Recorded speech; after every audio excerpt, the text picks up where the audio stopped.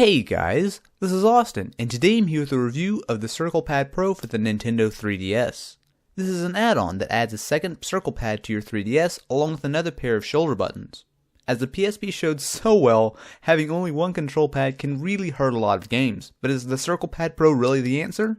The box looks just like any other accessory and has inside it the circle pad itself, a AAA battery for powering it, a strap in case you randomly decide to throw your 3DS across the room, and some instructions on the Circle Pad Pro.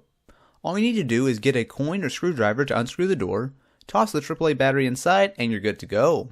According to Nintendo, a single battery should last you around 480 hours, which stacks up rather nicely with the 3DS's roughly 30 seconds of battery life. The hardware itself is plain but very sturdy. To hook it up, all you need to do is firmly press your 3DS into it, and the rubber pads will keep it secure.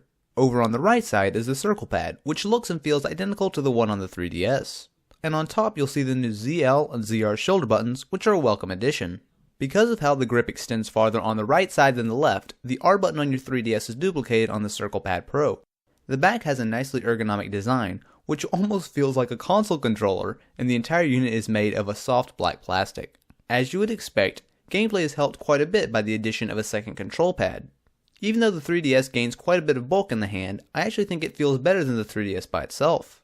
The second circle pad is directly across from the one on the 3DS, and together they do a respectable job with a third-person shooter like Resident Evil Revelations. Oh, and on a quick side note, I would definitely recommend that Konami hires a better proofreader. You know, someone who can spell the name of their game right?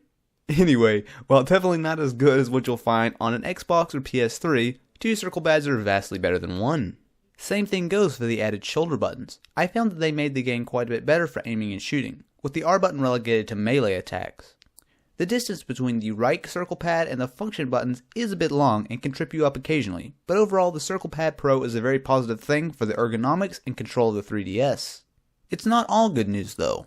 I already consider the 3DS borderline pocketable, and with the circle pad attached you're pretty much going to need to carry it around in a bag or case. On top of that, it's just flat out ugly, especially if your 3DS is any other color than black. It also covers up a lot of the 3DS ports. If you want to change SD cards, swap games, or get the stylus out, you'll need to remove your 3DS, which while not a deal breaker, can definitely be a bit annoying. The circle pad communicates with the 3DS via IR, and in general it works fine, however it can sometimes get a bit screwy when you remove the 3DS and put it back in. And of course the biggest downside is the simple fact that not all games will work with the circle pad. Several new games like Metal Gear Solid and Kid Icarus will, but if you're looking to use this with Ocarina of Time, you're out of luck. Same goes for using it inside the 3DS menus. The only time it's recognized is when playing a compatible game. While far from perfect, I do have to admit that the circle pad really does make gaming better on the 3DS. There are definitely some downsides, but for $20, if you're interested in playing any games that are compatible with the grip, I'd recommend taking a look at the Circle Pad Pro. If you enjoyed and want to be awesome, definitely be sure to leave this video a thumbs up. And if you want to be notified whenever I post a new video, be sure to hit up the subscribe button.